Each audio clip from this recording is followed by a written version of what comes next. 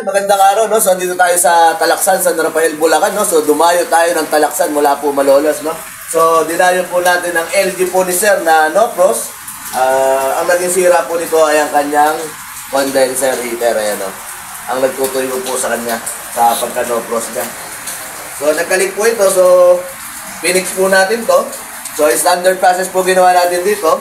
Nag-leak test po tayo, nag-flashing, nagpalit ng filter, nag-vacuum. So, charging freon. So, yan po. So, kina-charging freon ko na po. So, maya-maya lang po standard, ano na tayo, finishing project na, no? So, yun, maraming salamat po, no? So, kasama po natin si Master Kel, no? Sa paggawa, no? So, siyempre, hindi mawawala ang ating helper technician, si Aldi Paldo. Alright. So, mamaya, mapapicture tayo kay Sir sa done finishing project natin.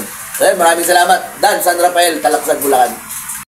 So, yun, done po tayo sa San Rafael, Bulacan, no? Dito sa may Talaksan, no? So, ginawa po natin yung rep ni Sir na LG no-pros, no? So, done po tayo dyan. Maraming salamat. RM Bulacan, Rep and Aircon, Repair Home Service. Lagi niyo po tatandaan yan. Legit po kayo rito. Salamat.